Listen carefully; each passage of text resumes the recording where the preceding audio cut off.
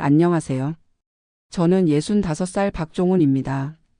서울에서 30년 넘게 가전제품 수리점을 운영하다가 지금은 강원도 평창 외곽에서 버섯을 채취하며 살고 있습니다. 저에게 버섯 채취는 단순한 생계수단이 아닌 인생의 새로운 의미를 찾게 해준 소중한 활동이 되었습니다. 오늘은 제가 어떻게 서울의 가전수리점 사장에서 강원도의 버섯 채취꾼으로 변신하게 되었는지 말씀드리려 합니다. 제 인생의 첫 번째 챕터는 종훈전자라는 간판 아래 있었습니다. 23살에 기술학원에서 가전수리 기술을 배운 후 곧바로 동대문구에 작은 수리점을 열었습니다.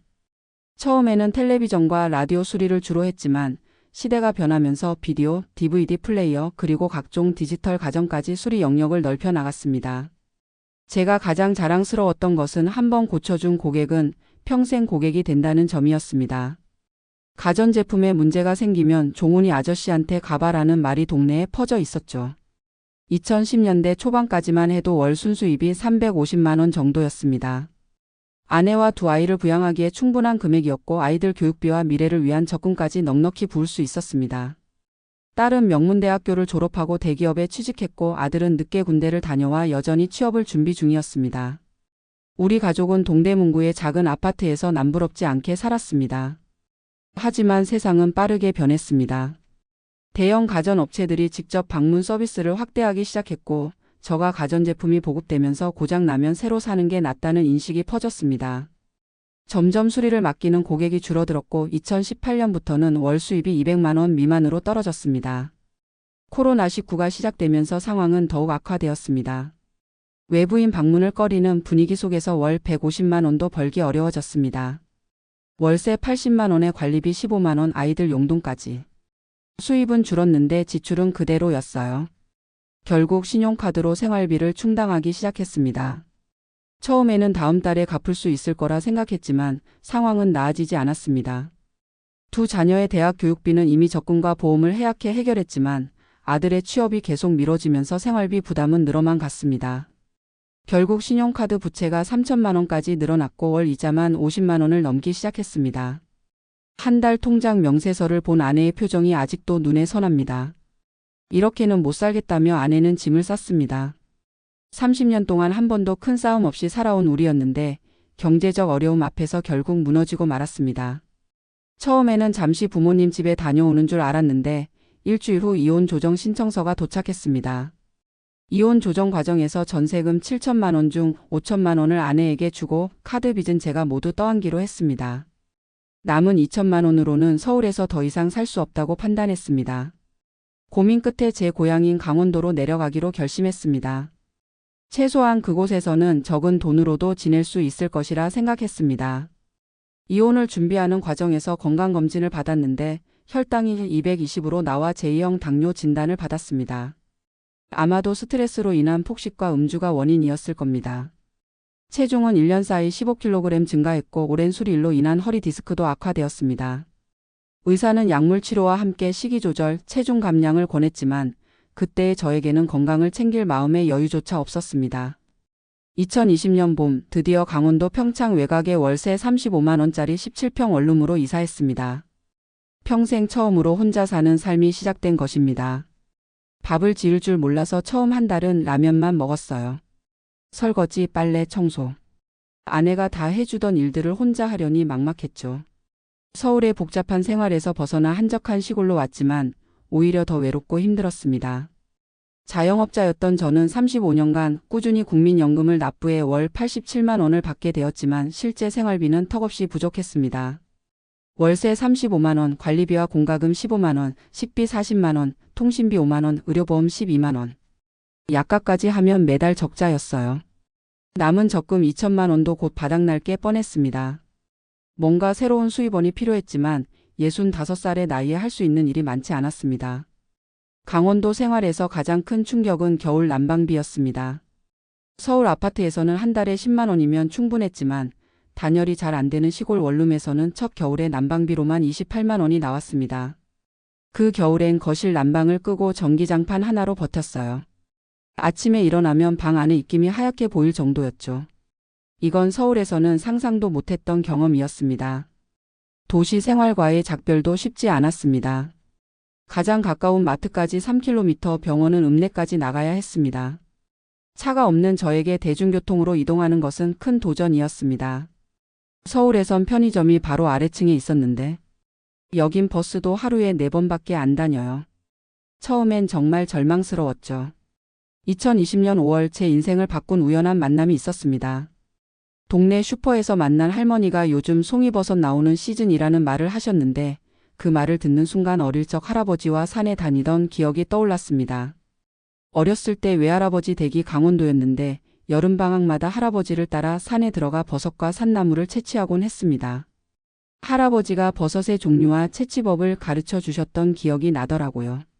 그래서 다음날 등산화 하나 사서 그냥 무작정 산에 올랐죠. 처음에는 송이버섯을 찾지 못했지만 대신 표고버섯과 느타리 버섯을 발견했습니다. 스마트폰으로 인터넷 검색을 해보니 독버섯이 아님을 확인할 수 있었고 조심스럽게 채취해 집에서 요리해 먹어보았습니다. 신선한 버섯의 맛은 놀라웠고 그 경험에 힘입어 더 많은 버섯을 찾아보기 시작했습니다. 어릴 적 할아버지에게 배웠던 지식이 다시 빛을 발했습니다. 감나무 주변에서는 잎새버섯이 자라고 솔숲에서는 송이, 참나무 근처에선 표고와 모기버섯이 자란다. 잊고 있던 그 지식들이 하나둘 떠올랐습니다. 할아버지가 알려주신 채취 시기와 방법도 기억해냈습니다. 할아버지가 버섯은 비 온 뒤 3일이 지나야 제대로 자란다고 하셨어요. 그 말대로 비 오는 날 달력에 표시해두고 3일 후에 산에 올랐더니 정말 버섯이 가득했어요. 처음 한 달은 그냥 취미로 버섯을 채취해 식재료로만 사용했습니다. 하지만 채취량이 점점 늘어나자 이를 판매할 방법을 고민하게 되었습니다. 우연히 읍내 로컬 푸드 매장에 들렀다가 자신이 채취한 버섯을 팔 수 있다는 것을 알게 되었습니다. 처음에는 1kg에 8,000원, 하루 채취량 2에서 3kg으로 시작해 첫 달에 60만 원의 추가 수입을 올렸습니다. 그때 처음으로 나도 살 수 있겠구나 싶었어요. 버섯이 없는 겨울에는 어떡하나 걱정했는데 알고 보니 계절마다 다른 종류의 버섯이 자란다는 것을 알게 되었습니다.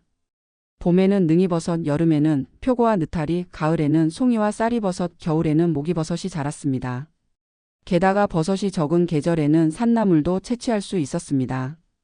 봄에는 곰치와 두릅, 여름에는 참치, 가을에는 도라지와 더덕까지. 처음에는 생계를 위해 시작한 일이었지만 매일 5에서 6시간씩 산을 오르내리면서 자연스럽게 운동량이 늘었고 체중은 3개월 만에 12kg이나 감량되었습니다. 신선한 공기와 규칙적인 생활로 혈당도 140에서 150 수준으로 안정되었습니다. 약보다 더 좋은 게 산이더라고요. 허리 디스크도 산에서 구부정하게 버섯 찾다 보니 오히려 좋아졌어요.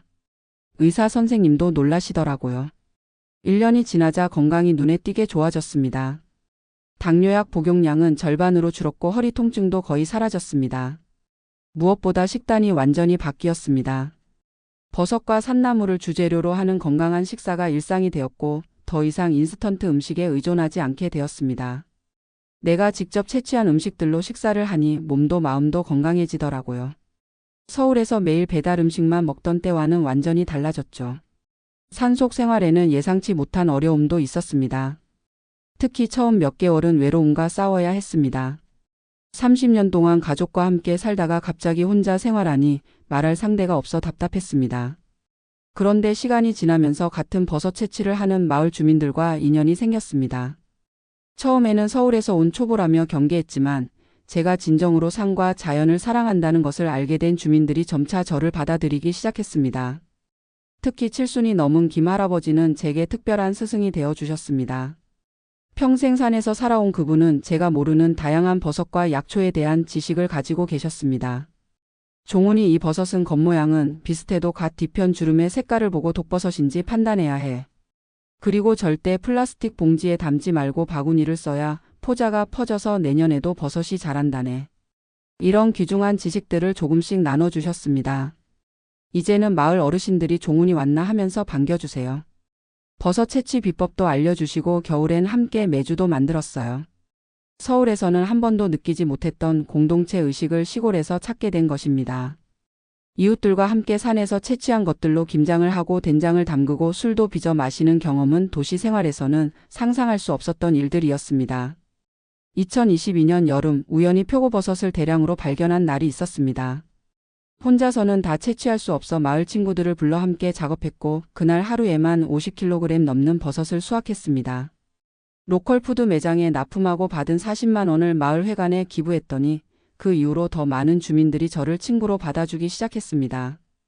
단순히 돈을 버는 것 외에도 다른 가치가 있다는 것을 깨닫는 순간이었습니다.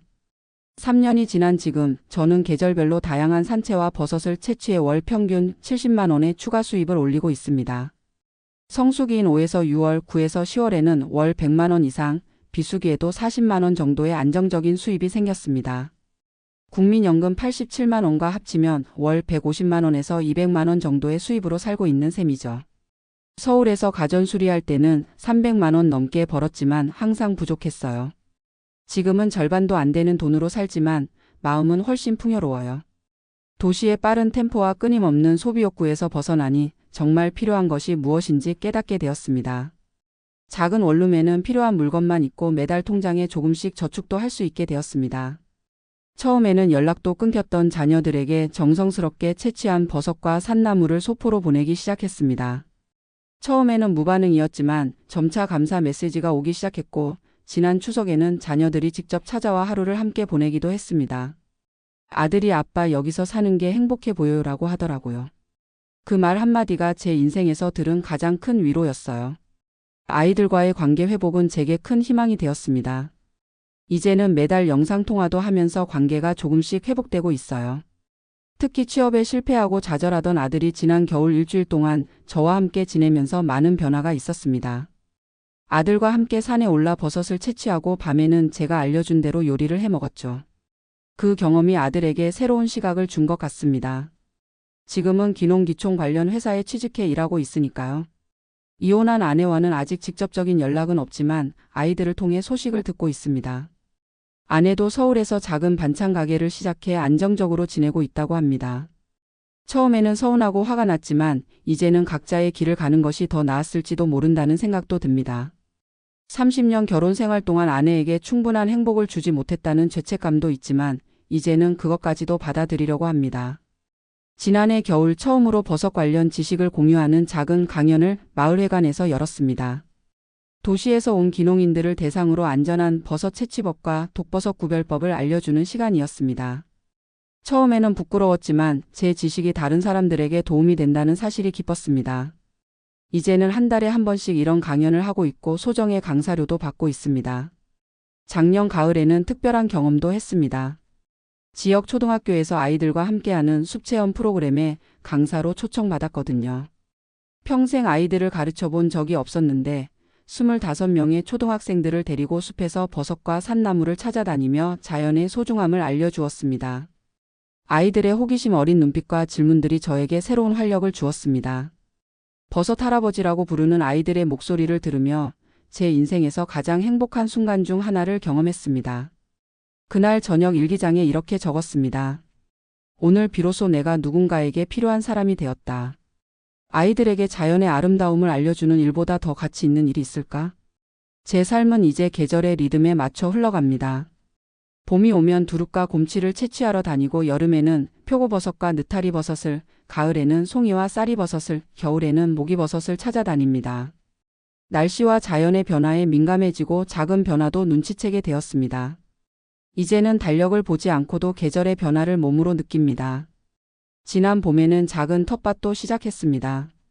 산에서 채취한 산나물의 씨앗과 뿌리를 심어 직접 재배해보는 시도인데 의외로 잘 자라고 있습니다.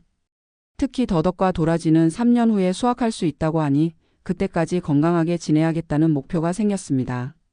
사실 이런 장기적인 계획을 세울 수 있다는 것 자체가 큰 변화입니다. 이혼 직후에는 내일을 생각할 여유조차 없었으니까요. 새로운 취미도 생겼습니다. 버섯 사진을 찍어 도감을 만드는 일입니다. 스마트폰으로 촬영한 다양한 버섯 사진과 채취 장소, 시기, 특징 등을 기록해 두었는데 벌써 100종이 넘는 버섯 자료가 모였습니다. 이 자료를 바탕으로 언젠가 책을 내는 것이 작은 꿈입니다. 강원도 버섯 이야기라는 제목으로 제가 직접 채취하고 경험한 버섯들의 이야기를 담은 책이면 좋겠습니다. 종종 서울에서의 삶이 그립기도 합니다. 편리한 교통, 다양한 음식점, 24시간 열린 편의점 같은 것들이요. 하지만 서울로 돌아가고 싶다는 생각은 들지 않습니다. 이제 저는 산과 숲이 주는 평화, 계절의 변화, 그리고 직접 채취한 음식의 맛에 익숙해졌습니다. 어쩌면 이것이 제가 진정으로 원했던 삶의 방식인지도 모릅니다. 물론 어려움도 있습니다. 나이가 들수록 산을 오르내리는 일이 점점 힘들어질 테고 버섯 채취만으로는 안정적인 노후를 보장받기 어렵습니다. 그래서 요즘은 새로운 계획을 세우고 있습니다. 제가 채취한 버섯으로 차와 약용 액기스를 만들어 판매하는 소규모 사업을 시작하려고 합니다. 이미 마을 주민 몇 분과 함께 시제품을 만들어 보았고 반응이 좋았습니다. 지난 3년을 돌아보면 이혼과 사업 실패라는 큰 위기가 오히려 새로운 인생을 선물해 준 셈입니다. 서울에서 가전수리점 사장으로 살 때는 몰랐던 자연의 아름다움, 계절의 변화, 공동체의 소중함을 이제야 알게 되었습니다. 비록 물질적으로는 풍요롭지 않지만 마음의 여유와 건강을 얻었으니 결과적으로는 더 부자가 된 것 같습니다. 처음에는 먹고 살기 위해 시작한 버섯 채취가 이제는 제 인생의 중심이 되었습니다. 산에서 보내는 시간, 자연과 교감하는 순간들이 제게 새로운 의미와 목적을 주었습니다. 65살에 시작된 제 인생의 두 번째 챕터는 첫 번째보다 더 풍요롭고 의미 있는 이야기가 될 것 같습니다. 매일 아침 산으로 향하는 길에 저는 감사함을 느낍니다. 위기 속에서도 새로운 길을 찾게 해준 운명에, 제 건강을 회복시켜준 자연에, 그리고 저를 받아들여준 이 작은 마을 공동체의 말입니다. 이제 저는 가전수리공 박종훈이 아닌 버섯 채취꾼 박종훈으로 사람들에게 기억되고 싶습니다. 그것이 제 인생의 새로운 정체성이자 자부심이 되었으니까요.